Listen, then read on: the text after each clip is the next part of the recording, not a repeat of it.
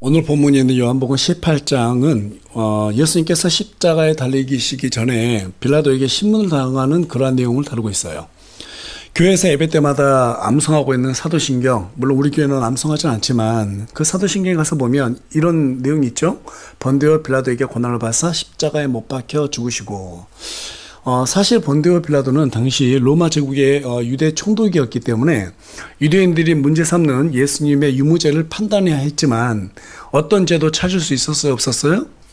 찾을 수가 없다고 성경 기사는 우리에게 말해주고 있습니다. 그래서 빌라도는 예수님을 풀어주기 위해서 명절 때마다 죄수 한 명을 놓아주는 그러한 풍습에 따라서 폭동과 살인죄로 수감되어 있는 강도 이 바라바를 데려오게 만들죠. 그리고 예수님과 바라바를 유대인들 앞에 세워두고 이 둘 중에 누굴 풀어주는 게 좋겠느냐고 그렇게 물어봅니다. 그때 유대인들은 몹시 사납게 그리고 흥분하면서 바라바를 풀어주라고 말하죠. 빌라도는 그러면 예수님은 어떻게 하면 좋겠냐고 물어보니까 그를 십자가에 못 박으라고 그렇게 말을 합니다. 그러자 빌라도는 자신의 손을 물로 이렇게 딱 씻고 난 다음에 말하기를, 나는 이 의로운 사람의 피에 대하여 무죄하니 너희가 그 피를 담당하라, 그렇게 말을 하죠. 그때 유대인들이 뭐라고 말합니까? 그의 피가 우리와 우리 자손에게 돌아가기를 원한다, 그렇게 말합니다. 이 자신들은 예수님이 틀림없이 신성모독하는 자라고 확실하게 생각했던 거예요. 우리 예수님께서 하나님의 아들이라고 말하니까 신성모독하는 자다, 어떻게 자기가 하나님의 아들이라고 말할 수 있겠느냐라고 그렇게 아주 흥분되어 있었던 거죠. 여러분, 하나님의 아들이라고 말하는 것은 무슨 말이에요? 예수님이 하나님이라는 이 소리예요. 맞죠? 예. 말이 새끼를 낳으면 어때요? 망아지가 곧 말이잖아요. 돼지가 새끼를 낳으면 돼지를 낳잖아요. 그러면 예수님께서 내가 하나님의 아들이다 이렇게 말하는 것은 곧 예수님이 하나님이다 이 말이잖아요. 그들이 원하는 것은 자신들의 영과 혼을 구원해 주는 그러한 메시아를 원치 않았습니다. 로마의 속박으로부터 구해줄 정치적인 메시아를 원했기 때문에 예수님을 자신들의 메시아로 인정할 수가 없었죠. 그래서 예수님은 신성모독죄로 물어서 십자가에 못 박아 죽이라고 막 거치게 흥분하면서 빌라도에게 압력을 행사합니다. 그렇게 유대인들의 요청에 따라서 예수님은 유대인들에 의해서 십자가형이 확정이 되면서 유일하게 예수님이 유대인들에 의해서 십자가에 못 박혀 죽게 될 것이라고 예언했던 스가랴서 13장 6절 말씀이 성취가 되죠. 스가랴서 13장 6절에 가서 보면 뭐라고 기록되어 있는가 하면, 또 사람이 그에게 이르기를 내 손에 있는 이 상처들은 무엇이냐 하면 그가 대답하기를 그것들은 내가 내 친구들 집에서 입은 상처들이라 하리라. 여러분, 이 성경 말씀은요, 유일하게 예수님께서 유대인들에게 십자가에 못 박혀 죽게 될 것이라고 기록하고 있는 말씀이에요. 그런데 개역성경은 내 두 팔 사이에 있는 상처는 무엇이냐 이렇게 지금 변개를 해놨습니다. 그 덕분에 이 예언을 알아보지 못하도록 이렇게 만들어놨는데 이건 아주 잘못된 번역이죠. 예수님께서 십자가 못 박힐 때 손에 못 박혔어요? 아니면 팔에 못 박혔어요? 손이죠. 물론 손도 팔이 포함이 되지만, 팔이라고 하는 것은 손끝부터 어깨죠. 여기까지가 팔인데, 팔들 두 팔 사이에 있는 상처, 그럼 예수님께서 여기에 박혔을 수도 있고 여기에 박혔을 수도 있고 여기에 박힐 수도 있고 정확히 모르지 않습니까? 근데 예수님께서는 나중에 도마에게 찾아와서 손을 내미시잖아요.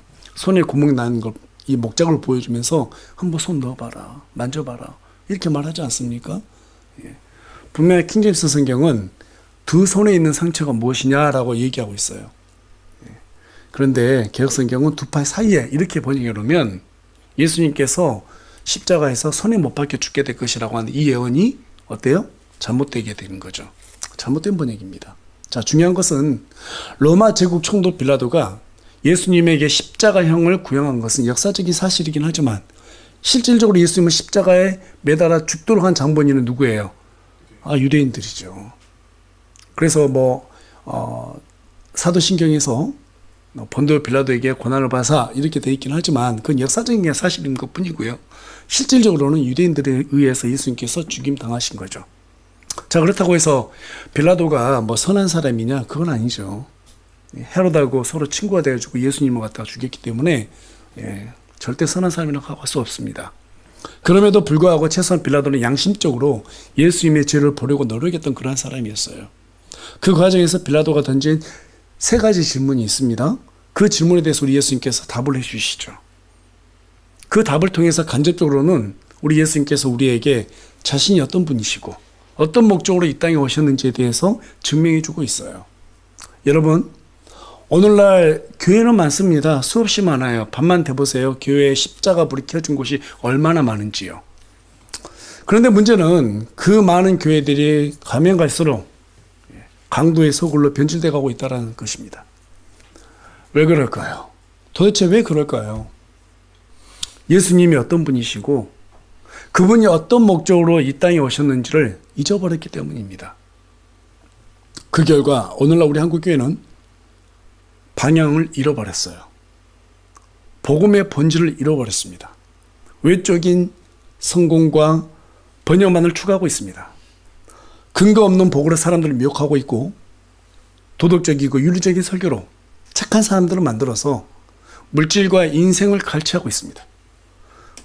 강대상에서는 더 이상 지옥에 대한 심판이 흘러나오지 않고 있습니다. 선포되지 않고 있어요. 이미 그친 지 오래되었습니다. 사람들이 듣기 좋은 말 해주기나 바빠요. 그러나 여러분, 우리 예수님은 우리에게 성공과 번영을 주기 위해서 오신 분이 아니시죠. 착한 사람 만들기 위해서 오신 분도 아니십니다. 오직 아버지 하나님의 뜻을 이루기 위해서 이 땅에 오셨어요. 믿으십니까? 그 내용이 빌라도가 예수님을 신문하는 과정을 통해서 그 질문을 통해서 잘 언급되고 있어요. 그래서 오늘은 빌라도의 세 가지 질문이라는 주제를 가지고 여러분과 함께 말씀 나누기 원합니다. 그 질문 속에서 예수님이 어떤 분이시고 그분이 이 땅에 오신 목적에 관한 구체적인 내용을 살펴볼 수 있게 되는데 오늘 말씀을 통해서 예수님에 대해서 우리가 자세하게 이해하고 우리 모두가 주님의 목적을 이뤄 나가는 그런 귀한 시간이 될 수 있길 간절히 소망합니다. 유대 종교 지도자들은 예수님을 빌라도에게 데려가서 로마 황제 카이사르에게 세금 바치는 것을 금하는 죄, 그 죄를 물었고 또 한 가지는 자신이 유대인들의 왕이라고 주장했다고 하면서 반역죄를 묻게 합니다. 빌라도는 신문하는 과정에서 예수님이 갈릴리 출신이라는 점을 알고는 좀 마음의 부담을 덜어내기 위해서 갈릴리 지역을 통치하고 있던 헤롯에게 예수님의 재판을 넘기게 되죠. 그 당시 헤롯은 예루살렘에 있었어요. 아마 그래서 우리 예수님께서 예루살렘으로 가셨던 것으로 보입니다. 헤롯이 예수님을 만나게 돼요. 그런데 흥미로운 것은요, 되게 기뻐했다라는 거예요. 왜 기뻐했냐면 예수님이 행하셨던 기적에 대한 소문을 들었거든요. 예수님을 만나면 그 기적을 내가 보게 되지 않겠냐는 그런 기대감 때문에 아주 기뻐했어요. 그리고 이제 예수님을 만나고 여러 가지 질문을 하게 되죠. 그런데 우리 예수님께서는 어떤 답도 하지 않으세요. 그래서 헤롯과 그의 군사들은 예수님을 조롱하게 됩니다. 예수님을 조롱하기 위해서 예수님을 왕처럼 꾸며서 옷을 입힌 다음에 다시 빌라도에게 보내버려요. 별서시 빌라도는 다시 재판정으로 돌아와서 예수님을 마주보고 신문하게 되는데 그 과정에서 첫 번째 질문이 무엇인가 하면 네가 유대인들의 왕이냐라는 이 질문이었습니다. 다른 복음서에서는 이 질문이 한 번만 기록되어 있는데 요한복음에서는 같은 질문을 반복한 것으로 기록되고 있어요. 이 질문은 유대인들이 예수님을 반역자로 몰아가기 위한 모함이었기 때문에 예수님은 빌라도에게 이 질문에 대해서 네가 스스로 이것을 말하느냐 아니면 다른 사람들이 나에 대해 내게 그와 같이 말하였느냐라고 이렇게 되물으십니다. 예수님께서 이같이 되물으신 까닭은 너는 내가 유대인들이 기다리고 있는 메시아로서의 왕이기 때문에 고발당한 것이라고 생각하느냐 아니면 정말로 유대인들이 모함하기 위해서 정치적 반역자로 고발당한 것이라고 생각하느냐 네 스스로 판단하라. 그런 의미에서 이렇게 되물으셨던 거예요. 그런데 빌라도는 37절에 가서 보니까 한 번 더 예수님께 네가 왕이냐라고 이렇게 묻는 장면이 나옵니다. 이 질문 속에서 예수님이 정치적인 반역자가 아닌 그것을 한 번 더 확인하기 위해서 이렇게 물었던 것으로 보여요. 그때 예수님은 내가 왕이라고 빌라도 네가 그렇게 말한도다라고 이렇게 대답합니다. 이렇게 말씀하신 이유는 빌라도가 예수님을 정치적인 반역자가 아니라 종교적 메시아로서의 왕으로 판단했다는 것을 아셨기 때문에 그와 같이 말씀하신 거예요. 빌라도가 그렇게 판단하는 것은 무엇이냐? 이 36절에 가서 보면 우리 예수님께서 내 왕국은 이 세상에 속하지 않았다라고 말씀하셨기 때문입니다. 여러분, 우리 주님이 세우실 왕국은 사람의 손으로 만든 왕국이 아니죠. 구원받은 자기 백성들로 하여금 새 하늘과 새 땅에서 친히 통치하실 그런 왕국이에요. 여러분, 우리 예수님께서 통치하실 때는요, 지금의 하늘과 지금의 땅은 사라집니다. 완전히 새롭게 다시 리폼이 돼요. 완전히 새롭게. 저와 여러분이 이전에 볼 수 없었던 아름다운 세상이 다시 펼쳐질 겁니다. 거기에서 주님을 믿는 성도들로 하여금 우리 예수님께서 친히 머리가 되셔서 통치하신다는 거예요. 그게 바로 우리 예수님께서 세우실 왕국이라는 겁니다. 이 부분을 강조하기 위해서 성경은 그리스도의 계보를 통해서 상징적으로 우리 예수님이 언약에 따라 왕의 혈통으로 오셨다는 것을 보여주고 있어요. 그리스도의 계보는 신약성경 마태복음 1장하고요, 누가복음 3장에 기록이 되어 있죠. 마태복음 1장은 다윗과 밧세바 사이에서 태어난 솔로몬 왕의 계보에서 우리 예수님이 오셨다는 사실을 보여주고 있고, 누가복음 3장은 다윗과 밧세바 사이에서 태어난 나단의 계보로부터 예수님이 오셨다는 사실을 보여주고 있어요. 즉 마태복음 1장은 예수님의 양부 요셉의 계보이고, 누가복음 3장은 예수님의 친모 마리아의 계보라는 거예요. 그런데 마태복음 1장 16절에서는 마리아 남편 요셉이 야곱의 아들이라고 기록되어 있는가 하면, 누가복음 3장 23절에서는 요셉이 헬리의 아들이라고 기록되어 있는 것으로 보게 되는데, 이거 성경이 잘못된 거 아닌가 이렇게 생각할 수 있는데요, 그게 아니에요. 마태복음 1장 16절에 기록된 야곱은 실제 예수님의 양부인 요셉의 친부가 맞아요. 하지만 누가복음 3장 23절에 기록된 헬리는 마리아의 아버지죠. 다시 말해서 요셉의 누구예요? 장인이에요, 장인. 그런데 왜 아들이라 표기되어 있는가? 당시 유대인들은 족보를 기록할 때 딸들의 이름은 넣지 않았습니다.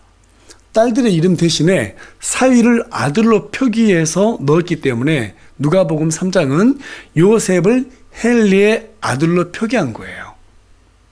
따라서 마태복음 1장은요, 왕의 계보로 오신 우리 주 예수 그리스도를 그대로 보여주고 있고, 누가복음 3장은 언약에 따라 이 땅에 오신 그리스도를 나타내고 있다는 것이죠. 다시 말해서 우리 주님은 성경 기록대로 여자의 씨로 오실 왕의 혈통을 가지고 이 땅에 오셔서 백성들의 죄를 제거하시고 믿는 자들로 하여금 하늘의 왕국을 이 땅에 세우기 위해서 오신 분이다라는 것을 성경이 우리에게 지금 보여주고 있다는 뜻입니다. 그래서 빌라도가 예수님께 네가 왕이냐라고 질문했을 때 우리 주님이 뭐라고 말씀하셨어요? 37절에 가서 보니까 내가 이런 목적으로 태어났으며 이런 까닭으로 세상에 왔다라고 그렇게 말씀하세요. 그러고 난 뒤에 진리에 속한 자는 다 내 음성을 듣게 되어 있다라고 말씀하십니다. 다시 말해서 저와 여러분이 주님의 백성이라면, 정말 주님을 믿고 구원받은 사람이라면 주께서 교회를 통해 인류를 구원하시고 이 땅에 그리스도의 왕국을 세우신다는 그 사실을 알아듣게 되어 있다 이 말이에요. 알아듣게 되어 있다 이 말입니다. 그래서 주님이 제자들에게 무엇을 놓고 기도하라고 그러셨어요? 자, 우리 다 같이 마태복음 6장 10절 말씀 한 목소리 읽겠습니다. 시작. 아버지의 왕국이 오게 하시며 아버지의 뜻이 하늘에서와 같이 땅에서도 이루어지게 하옵소서. 계속해서 마태복음 6장 33절 말씀도 한 목소리 읽겠습니다. 시작. 첫째로 하나님의 왕국과 그분의 의를 구하라. 예. 여러분, 우리가 구할 것은 아버지의 왕국이 이 땅에 오도록 하는 거예요. 자, 그런데 아버지 왕국 이 땅에 오게 하려면 주님의 백성들이 있어야 되겠죠. 그 주님의 백성들이 하나님은 미래하심에 따라서 어떤 사람이 구원받을지 다 알고 계세요. 그 마지막 한 사람까지 다 구원받을 때, 그때 우리 예수님께서 이 땅에 오신다는 거예요. 그리고 이 땅을 심판하시고 이 땅을 그리스도의 왕국으로 통치하게 된다는 거예요. 그래서 우리 예수님께서 제자들에게 또 우리에게 기도하라고 하는 것은 지금 우리 하나님께서 어때요? 셋째 하늘에서 실질적으로 통치하고 계시죠? 거기에서는 완전한 영광과 완전한 순종밖에 없어요. 죄가 없습니다. 슬픔도 없어요. 그 왕국이 이 땅에도 그대로 이루어지도록 한다는 거예요. 지금 이 땅은 누가 지금 통치하고 있어요? 마귀가 통치하고 있죠. 그래서 마귀의 권세를 완전히 심판하실 그날이 언제냐? 마지막 한 사람까지 복음을 듣고 구원을 받게 될 때, 그때 그 심판이 이루어진다는 거예요. 그 일을 누구한테 맡겼어요? 교회에게 맡긴 거예요. 교회에게 맡긴 거예요. 그러니까 지금 우리가 교회라는 이름으로 이렇게 한 자리에 모인 이유가 뭐예요? 복음을 위해서 모인 거예요. 마지막 한 사람까지 복음을 듣게 해서 구원받을 자를 구원시키게끔 하기 위해서 교회라는 이름으로 모인 겁니다. 따라서 여러분, 우리가 구할 것은 하루라도 빨리 이 복음을 전해서 하늘의 왕국이 이 땅에 이루어지도록 하는 거예요. 그날을 소망하는 가운데 복음을 전하며 살아가는 저와 여러분이 되길 소망합니다. 예. 이제 35절에 가서 보니까 빌라도가 두 번째 질문하게 되죠. 그 질문이 무엇입니까? 네가 무엇을 하였느냐? 예수님에게 빌라도가 물어봐요. 네가 무엇을 하였느냐? 도대체 무엇을 했길래 이 자들이 나에게 지금 재판장으로 너를 데려왔느냐? 지금 이걸 물은 겁니다. 자, 이 질문에 대해서 예수님께서 뭐라고 답하세요? 우리 다 같이 36절 말씀 한 목소리 읽겠습니다. 시작. 예수님께서 대답하시되 내 왕국은 이 세상에 속하지 아니하니라. 만일 내 왕국이 이 세상에 속하였다면 내 종들이 싸워 나를 유대인들에게 넘겨주지 아니하였으리라. 그러나 지금은 내 왕국이 여기에서 나지 아니하느니라 하시니라. 예수님께서는 자신의 왕국을 이루기 위해서 믿는 자들을 전부 다 구원을 시켜야 돼요. 그러기 위해서는 죄들을 제거해야 되는 거죠. 그래서 일단 예수님께서 이 마귀의 권세를 당장이라도 전부 다 없앨 수 있지만 자신의 백성들을 구원하기 위해서 십자가를 지셔야 했단 말이에요. 그래서 아직은 내 왕국이 임하지 않았다. 아직은. 예. 우리 예수님께서 어떤 분이세요? 하나님이잖아요. 그분이 하나님이신데 뭘 못하겠습니까? 마귀들이요? 게임이 안 되죠. 예수님하고는. 천사 한 명이 하루에도 수천 명, 수만 명을 죽일 수 있는데 그 천사를 갖다가 12군단이나 넘는 천사들을 불러서 당장이라도 전부 다 심판할 수 있는 분이 우리 하나님이신데, 우리 예수님이신데 그분이 왜 참았어요? 자신의 백성들을 구원하기 위해 참는 거예요. 저와 여러분을 구원하기 위해서 참으신 거예요, 지금까지. 그래서 참으셨던 거예요. 어쨌든 중요한 것은 빌라도가 네가 무엇을 하였느냐 이렇게 물어봤어요. 사람은 누구나 목적에 따라 행동하기 때문에 주님은 굳이 빌라도의 이 질문에 그대로 직접적으로 말하지 않고 주님의 오신 목적인 자신의 왕국에 대해서 이처럼 설명하셨어요. 그렇다면 우리 주님이 통치하실 그 왕국은 어떤 왕국인가? 우리 다 같이 계시록 11장 15절 말씀도 읽겠습니다. 시작. 일곱째 천사가 나팔을 불매 하늘에 큰 음성들이 있어 이르되 이 세상의 왕국들이 우리 주와 그분의 그리스도의 왕국들이 되었고 그분께서 영원 무궁토록 통치하시리라 하니라. 하나님의 뜻은 이 땅의 권세를 잡고 있는 사탄을, 그의 천사들 즉 마귀들을 전부 다 멸하시고 심판하시고 지금 현재 이루어지고 있는 셋째 하늘, 즉 하늘의 왕국처럼 이 땅에서도 그리스도의 왕국, 즉 하나님이 통치하시는 왕국이 이루어지게 하는 거예요. 그래서 계시록 11장 15절에서는 미래에 있을 일을 사도 요한이 보고 그렇게 기록을 했는데 여기에 지금 뭐라고 기록되어 있어요? 그리스도의 왕국이 된다는 거예요. 그리스도의 왕국. 우리 그리스도께서 직접 왕이 되셔서 통치하시는 그런 왕국이 앞으로 이루어진다라는 거예요. 그렇다면 주께서 통치하시는 이 그리스도의 왕국은 어떤 곳일까요? 앞으로 저와 여러분이 살게 될 곳이에요. 여러분 믿으세요? 이게 믿음으로 바라보면요 정말 큰 일이에요. 대단한 일이거든요. 큰 위로가 되는 일들이거든요. 그 그리스도의 왕국이 어떤 곳인가? 그 내용이 계시록 21장 3절에서부터 7절까지 쭉 기록이 되어 있는데 우리 한 구절 한 구절 읽으면서 자세히 살펴보도록 하겠습니다. 자, 계시록 21장 3절 말씀 한 목소리 읽겠습니다. 시작. 내가 들으니 하늘에서 큰 음성이 나서 이르되 보라, 하나님의 성막이 사람들과 함께 있고 그분께서 그들과 함께 거하시리라. 그들은 그분의 백성이 되고 하나님께서는 친히 그들과 함께 계셔서 그들의 하나님이 되시리라. 3절 가서 보니까 그리스도의 왕국은 하나님께서 실제로 백성들을 통치하시고 우리를 통치하시고 우리와 함께 임재하고 거하신다고 얘기하고 있어요.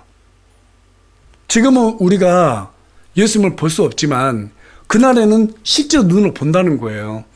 그분의 엄청난 통치와 우리와 함께 계셔주는 그 은혜를 우리가 직접 두 눈으로 목격하게 된다는 거예요. 자, 계속해서 4절 말씀도 읽어볼까요? 시작. 하나님께서 그들의 눈에서 모든 눈물을 닦아주실 것이며 다시는 사망이 없고 슬픔도 울부짖음도 없으며 아픔도 다시는 없으리니 이는 이전 것들이 지나갔기 때문이라 하더라. 여러분 지금까지 살아오면서 이전의 삶들을 한번 돌아보세요. 기쁜 일도 있었고 즐거운 일도 있었지만 슬픈 일들이 더 많았고 고통스러운 일들이 더 많았을 거예요.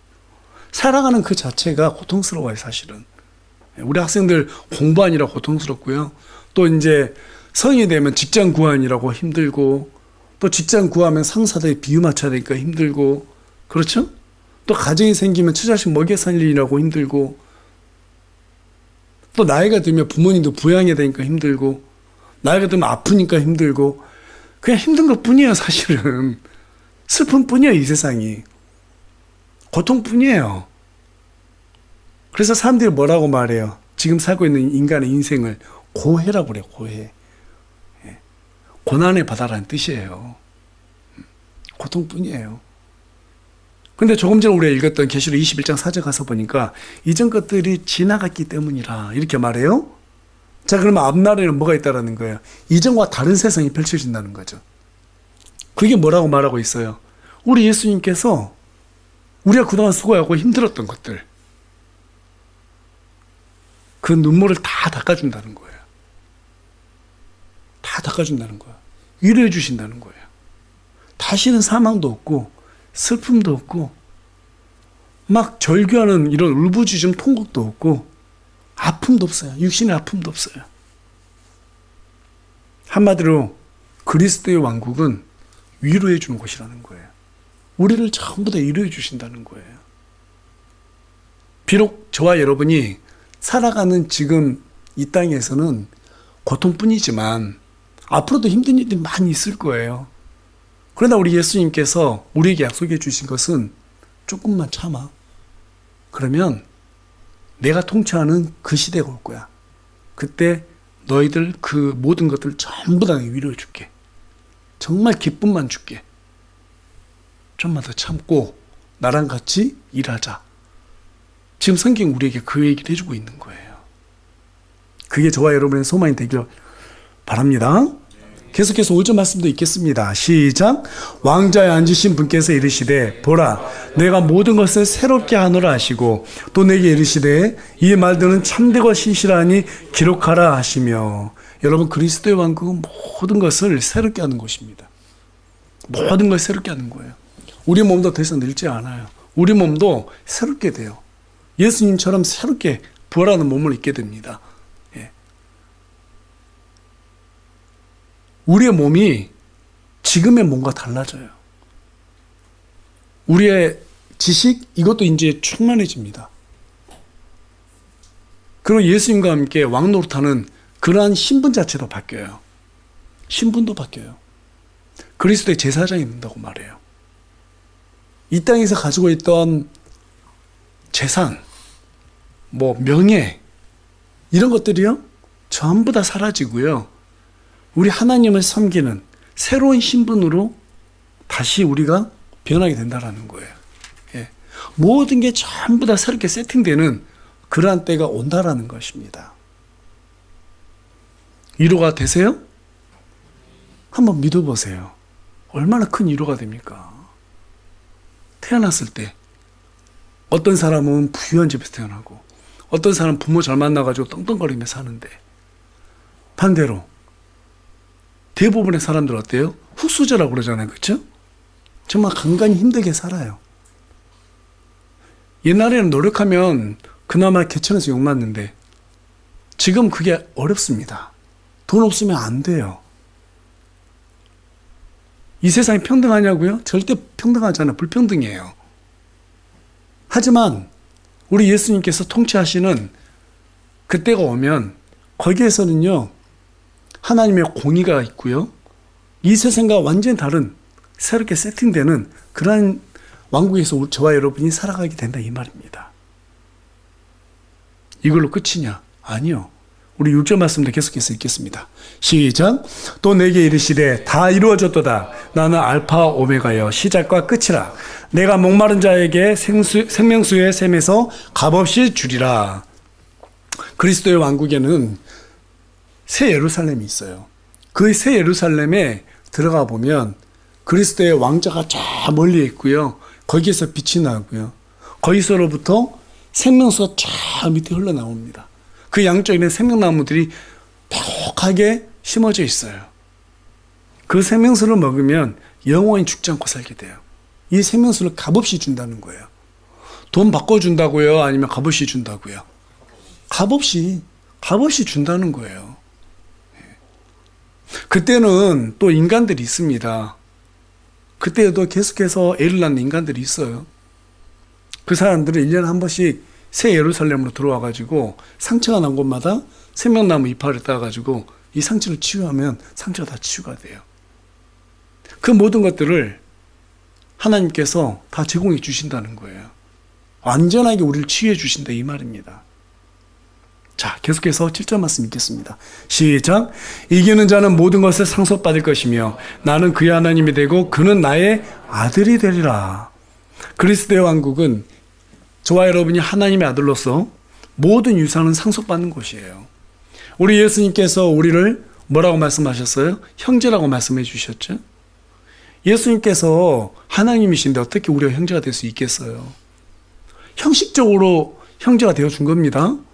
그렇다고 해서 예수님께 형님이라 부르면 안 돼요. 그게 호적상으로 저와 여러분이 예수님과 형제가 돼야지 우리가 아버지 하나님의 아들이 될 수 있기 때문에 우리 예수님께서 하나님이신데 그분이 오셔서 인간의 몸을 입고 오셔서 우리와 형제 되어 주었다는 거예요. 얼마나 놀라운 족보예요, 이게. 그렇죠? 저 그리스도의 왕국은 하나님께서 우리와 함께 거하시는 곳이기 때문에 그곳에서는 슬픔과 고통과 사망이 없고 모든 것이 새롭게 되고 영원한 생명 값없이 받고 모든 유산을 상속받는 곳이라고 우리에게 말해주고 있습니다. 이러한 큰 복을 주기 위해서 우리 예수님께서 친히 이 땅에 오신 거예요. 그러나 아무리 이 모든 것을 다 주고 싶어도 죄 문제가 해결되지 않으면 주실 수가 없어요. 또 우리는 받을 수가 없습니다. 그래서 우리 예수님께서 친히 죄 없는 피를 흘려주시기 위해서 십자가에 달려 죽어주셨다는 것입니다. 그래서 지금은 누구든지 십자가에 달려 죽으신 우리 주 예수 그리스도를 믿기만 하면, 나를 위해서 죽어주셨다는 이 사실을 믿기만 하면 그리스도께서 통치하시는 왕국의 시민이 된 자격을 얻을 수 있다 없다? 얻을 수 있다라는 거예요. 하나님의 왕국에 들어갈 수 있는 이 비자를 발급받을 수 있다라는 거예요. 무엇으로? 믿음으로. 믿기만 하면 되는 거예요. 믿기만 하면 되는 거예요. 주님은 이 복된 소식을 모든 사람에게 알리기 위해서 이 교회라는 기관을 세우셨습니다. 그래서 교회가 해야 될 일은 바로 이 기쁜 소식, 즉 복된 소식, 복음을 전하는 거예요. 여러분, 예수님께서도 빌라도에게 네가 무엇을 하였느냐고 질문을 받으셨다면 우리는 그리스도의 심판석에서 네가 무엇을 하느냐는 질문을 받게 될 것입니다. 이 사실을 잊어서는 안 돼요. 빌라도의 이 질문을 받았을 때 우리 주님이 뭐라고 말씀하셨어요? 뭐라고 대답하셨어요? 내 왕국은 이 세상에 속하지 않았다라고 그렇게 말씀하셨어요. 여러분, 교회는 세상에 속한 기관이 아니에요. 어디에 속했어요? 하늘의 왕국에 속한 기관이에요. 하늘의 왕국에서 파송된 곳이에요. 우리가 하늘의 왕국에 속한 존재라고 고린도전서 15장 48절과 그리고 빌립보서 3장 20절은 우리에게 기록해주고 있습니다. 따라서 저와 여러분은 이 세상에 속한 백성으로 살아야 될 사람들이 아니고 하나님의 왕국 백성으로 살아가야 한다는 것입니다. 그 방법이 무엇이에요? 하나님의 진리로 복음을 위해서 사는 그 행위가 저와 여러분이 하늘의 왕국에 속한 백성으로서의 사는 삶이라고 성경 우리에게 말해주고 있다는 사실입니다.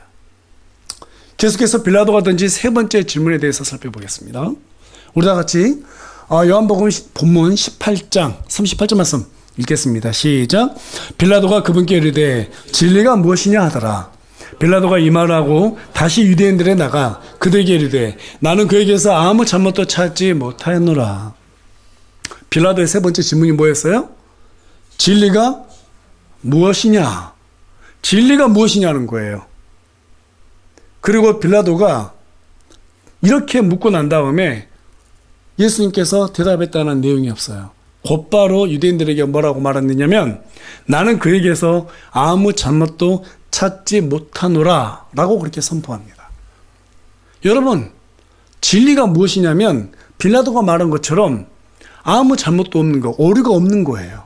잘못된 것이 없는, 오류가 없는 것, 이게 바로 진리예요. 그래서 진리는 변할 수가 없어요. 진리는 앞뒤가 다른 어떤 모순점이 있을 수가 없습니다. 우리 예수님께서 행하신 모든 일들이 전부 다 하늘의 왕국을 향해 있었어요. 하늘의 왕국 이 땅에 내려오도록 하기 위해서 왕국의 복음을 외쳤어요. 잘못이 없었어요. 오류가 없었어요. 모순된 걸 찾아볼 수가 없었어요. 이게 바로 진리예요.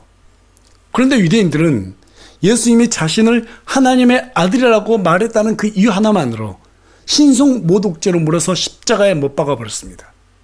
그렇다면 여러분, 진리는 잘못된 오류가 없어야 되기 때문에 시간이 지나면 잘못된 것을 전부 다 드러내게 돼 있죠.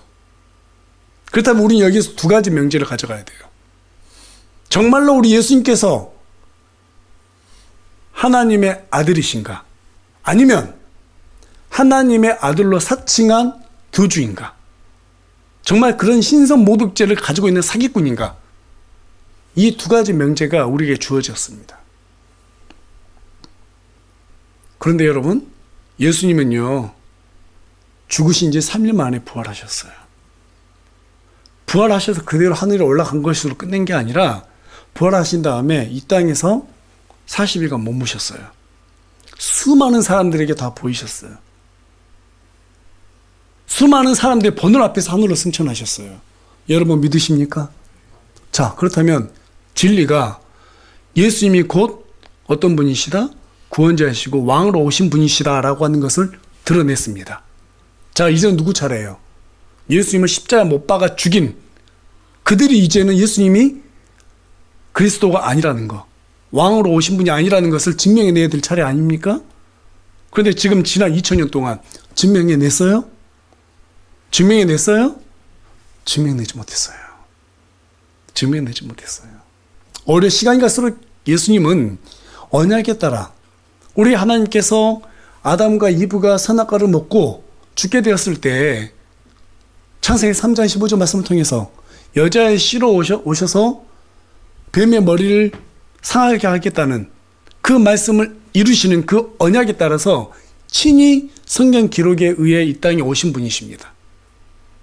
그리고 그분은 왕족의 혈통을 가지고 이 땅에 오셨는데 그분이 바로 왕이라는 것을 성경 우리에게 좀 보여주고 있다란 말이에요. 이 모든 것들이 진리로 지금 밝혀졌어요. 밝혀졌어요. 그렇다면 우리 예수님은 어떤 분이세요? 베드로가 고백했던 것처럼 주는 그리스도시요 살아있는 하나님의 아들이시나이다. 또 사도 요한이 미래를 보고 기록했던 요한계시록에 있는 것처럼 그리스도의 왕국을 통치하실 실제적인 왕이시라는 거예요. 그게 아니라면 증명해 보라는 거예요. 세상은 지금 2000년 동안 시간을 줬는데 증명해내지 못하고 있습니다. 진리는 단 3일 만에 부활하신 예수님을 통해서 증명해냈는데 세상은 2000년이라는 시간을 줘도 아직도 증명해내지 못했어요. 따라서 주님을 믿느냐 안 믿느냐는 결론적으로 믿음의 문제예요. 다른 게 아니에요.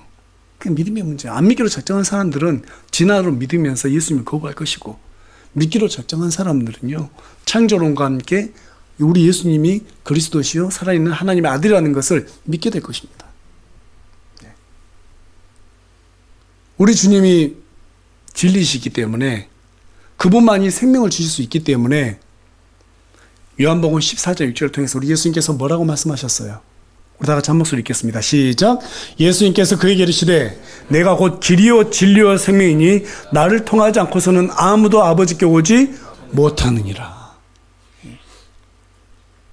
우리 예수님의 피만이 죄가 없고 우리의 모든 죄를 제거해 줄 수 있어요. 그래서 예수님을 통하지 않고는 아버지께로 갈 자가 아무도 없습니다. 여러분, 예수님이 곧 진리세요. 그분의 말씀 자체가 곧 진리세요.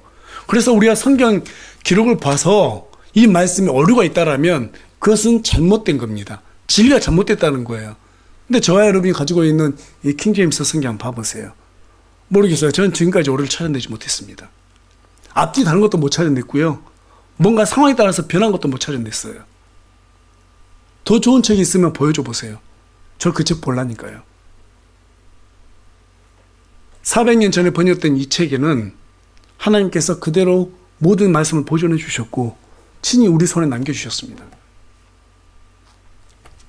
이 말씀이 진리예요. 이걸 믿는 게 믿음입니다.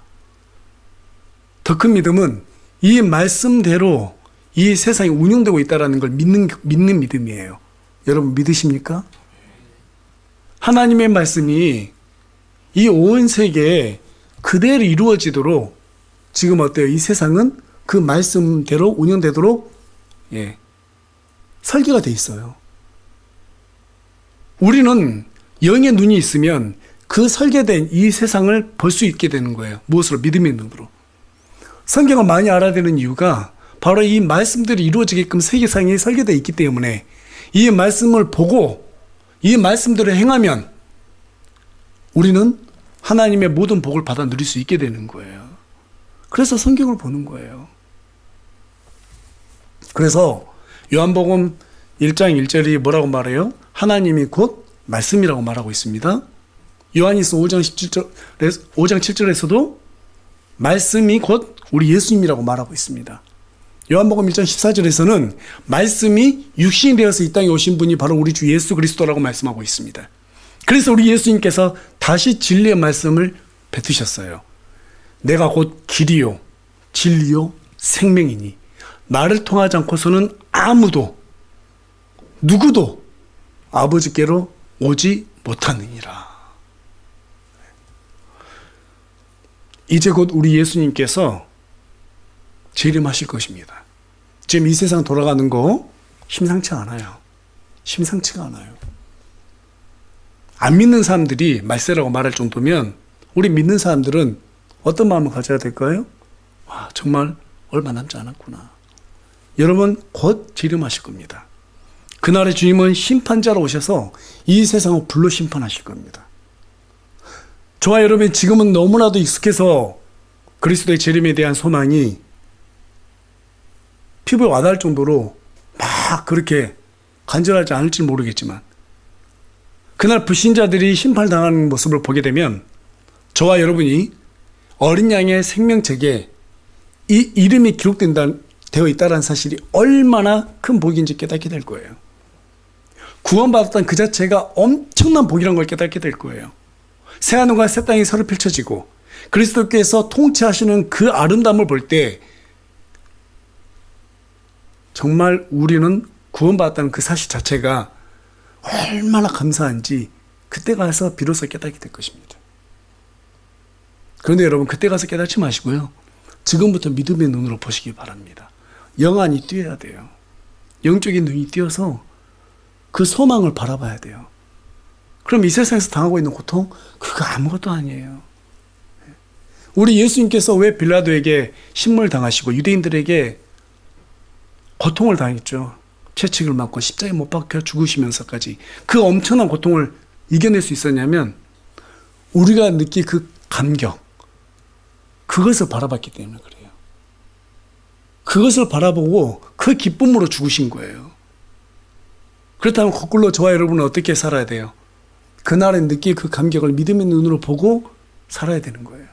하나님의 영광을 위해서 우리 학생들이 열심히 공부하고 하나님의 영광을 위해서 우리 어른들은 열심히 일을 하고 복음을 전하는 거예요. 무엇을 마시든 무엇을 하든 무엇을 위해서라?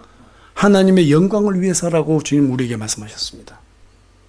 여러분, 교회는 하나님의 영광을 위해서 하늘의 왕국이 이 땅에 임하도록 복음의 사역을 맡은 곳입니다. 다시 말해서 사람들의 생명을 살려낼 수 있는 그런 권능을 지녔다는 거예요. 지치지 마시기 바랍니다.